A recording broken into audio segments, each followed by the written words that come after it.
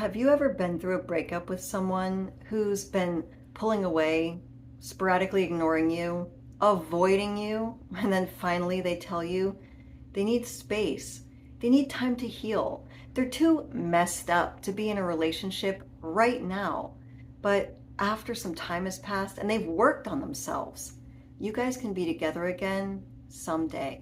Oh, but hang on, because until that day finally comes, they do still want to be friends. Now, let's stop right there for a second because I would like to make one thing very clear before we get started. Friends do not make you feel like you are dying inside, and friends do not withhold their presence from you. But nevertheless, they tell you they want to be friends, and after the breakup, they're still more than happy to soak up all the attention that you're willing to give them. All the friendly texts, all the funny memes, all the well wishes on holidays, and yeah, unfortunately, a lot of these friends are also more than willing to continue to sleep with you. As long as it's on their terms with no strings attached, because after all, it's not like you guys are formally dating. What right do you have to get upset when they entertain all of your attention and then slam the door shut in your face? Now, from the outside, it's obvious to see that people like this don't deserve your attention, but when you are going through a traumatic breakup with someone that you love, it's not so easy to see. Every time you make a bid for their attention and you get back a positive response, it reinforces the behavior of fawning all over someone who's hurt you so deeply. It's like you're being bullied into an emotional corner because even though you're not getting the relationship you want right now, there's the promise dangling in front of you of someday. So your mind becomes busy, constantly, incessantly fantasizing about someday. That fantasy helps distract us from the stark reality of the emptiness that person that we loved left behind. Another name for this distraction is limerence. It's an addictive way of magically thinking about a relationship you wish you were in with another person. And after a while, you can really get lost in it. Your imagination can become so strong. Have you ever caught yourself talking out loud to a person that you wish was there, but they actually weren't? I have. Hello, friends. My name is Maria, and I understand what it's like to have to face the dark reality of a lack of a relationship, a half love. But there is a way that I have found to begin to battle this limerence and magical thinking that keeps us stuck in non-half love relationships. So if you are ready to stop counting the days until that elusive someday finally rolls around, then grab a bottle of nail polish and let's talk.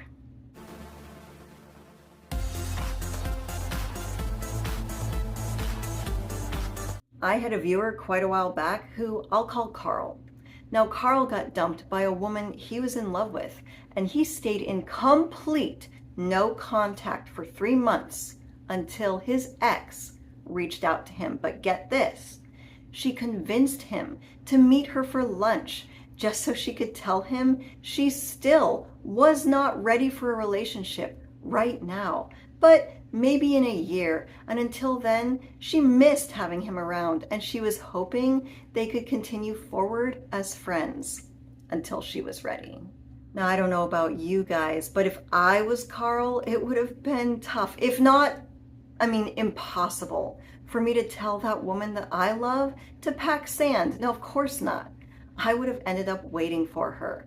And this is why what that woman did to Carl, it was awful. Even if she doesn't mean for it to be awful, because I know that a lot of times people can make decisions out of fear, and I'm sure she did miss having someone there for her in her life. But now, after 90 days of going totally no contact, Carl is considering being on the hook for another year.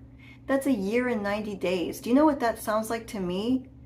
It sounds like a prison sentence. It's the ultimate timeout. How can you move forward when you're waiting around for someone else to decide about you? Oh gosh, better not take that great job promotion that's in the next state over because the love of my life, she says she's going to come back in a year.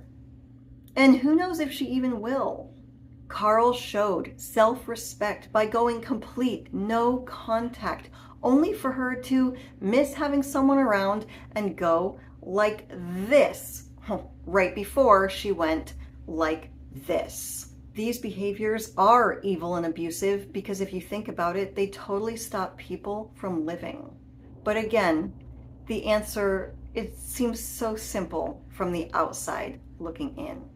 You know, sometimes I get picked on social media because I'll advertise my channel with a thumbnail and people will comment and say, wow, you created a YouTube channel because of your exes? Your exes totally won. They've got it all over on you. They really did a number on you. And yeah, that's what traumatic breakups with people you love do to you. They change sometimes the course of your life and how you think about things. And you know what? They wouldn't affect you that bad if the person wasn't significant. Traumatic breakups can change you forever. But something that I have learned, when you are stuck in an emotional hell with someone who is neglecting you, especially for an extended period of time, when you come out on the other side of it and you look back, it's not the person you miss. You miss the time you wasted waiting around for them, and you miss out. You realize that you miss out on so many fun opportunities. I mean, typically, people are relieved to finally be out of the fog of the gaslighting nightmare. They're in the comments talking about how happy they are to have finally gotten past this person who is mistreating them. They talk about how lucky they feel that the relationship didn't go any farther.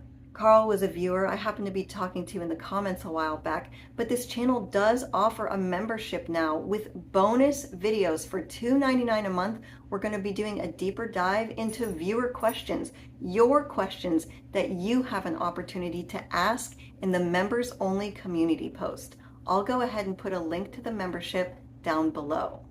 I didn't create this channel because I'm bitter about my exes. I created this channel because I'm bitter about the time I wasted on people who couldn't decide whether or not they valued me, and they were able to keep me in the background on a hook. That's why on this channel, I encourage you to live in your real and present life. And if the thought of living alone in your reality is so bleak that you are desperate to get someone back who is abusing you, then it is your life that needs the extra special focus and attention and love and care, not your ex. Limerence and addictive thinking and hyper-focusing on someone we can't be with, it blossoms when we are trying to escape the reality of our own life. A lot of times, without knowing it, you learned how to do this when you were growing up and you didn't want to believe what was going on around you. It is a survival mechanism that you have developed, and that's why, as adults, we can look at a situation square in the face and not believe the reality of it. It is a powerful denial, and it's the reason that your brain, when you're getting rejected, sometimes it can do a limerent flip.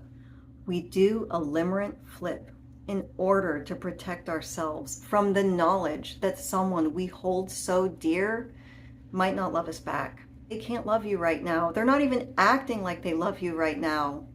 And even though the relationship is deteriorating, it'll be better someday.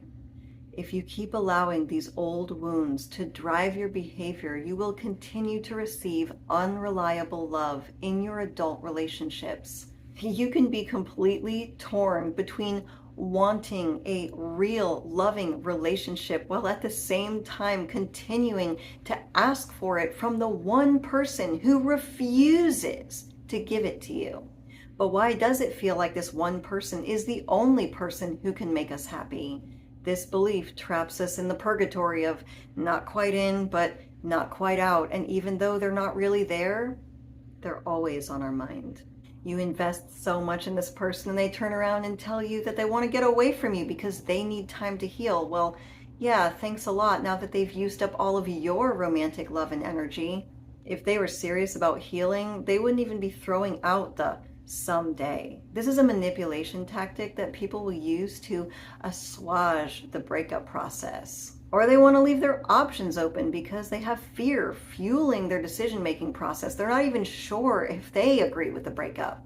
And on top of that, we don't even really want to see it as a breakup. I mean, they're not really asking for a breakup. All they're asking for is time.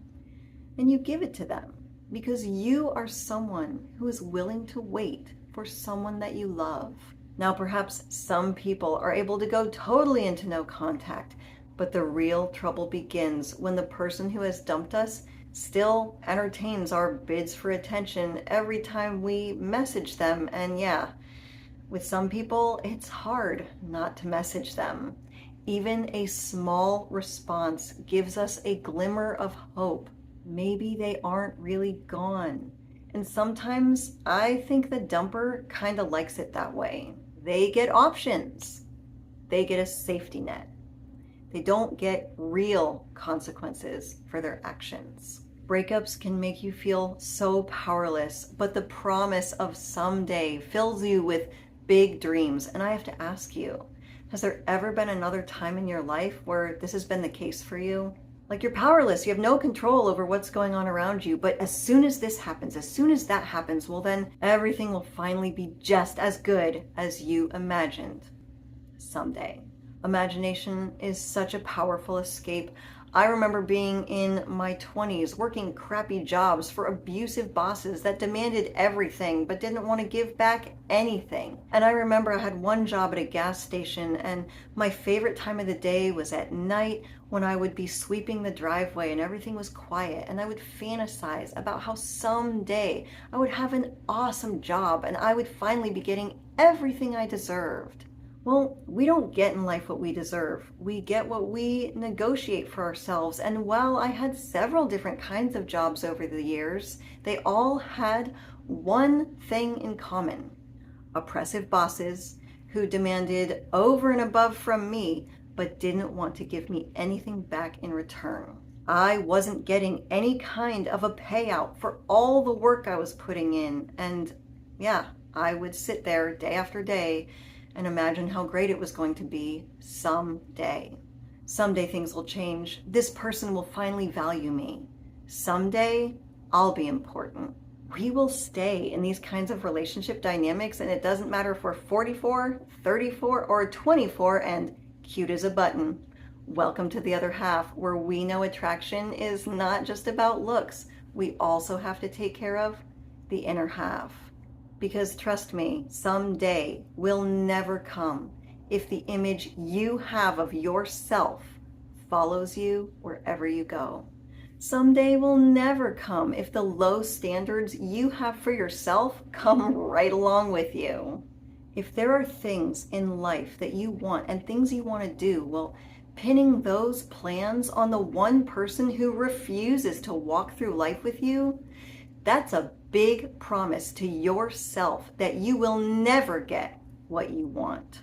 Every time you send a text about plans to someone who has consistently shown you that they're probably not going to come out and do these things with you, you might as well walk in front of a mirror and tell yourself no.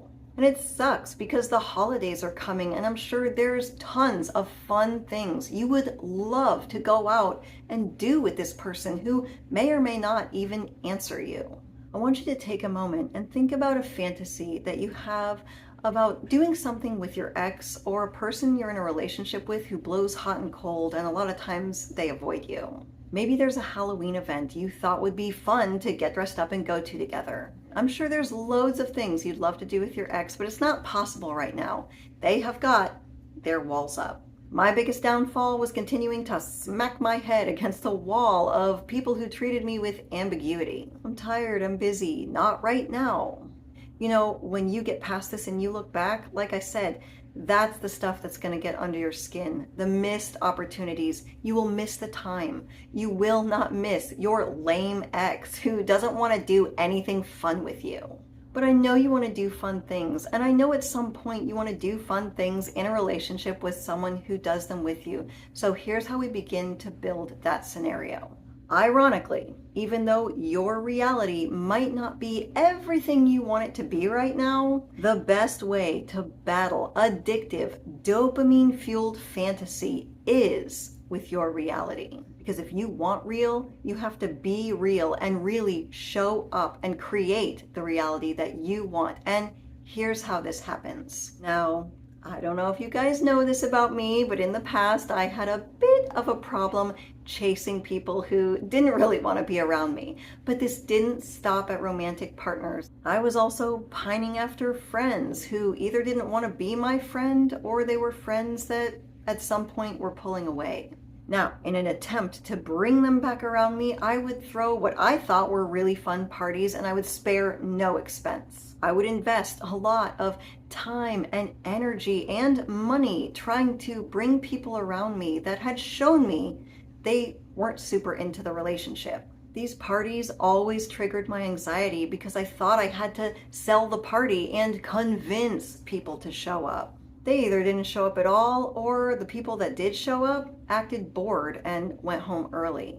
Let's just say it wasn't the rip-roaring good time I had fantasized about. But I was inviting the wrong people. And when I made the decision not to live in fantasy world anymore, I still threw super fun parties, but I changed the kind of people I invited. I made the decision to keep throwing Halloween parties, but instead of inviting snoots or boyfriends or exes who couldn't be bothered, instead, I invited kids. Started throwing parties for my nephews, and they would invite neighborhood friends. What's important about this is I could finally feel the reality of people who were excited to be around me. They were excited about an energy that I was creating. They weren't avoiding it. And you really immerse yourself in the excitement and love in this reality that you are creating. You are not waiting around for people to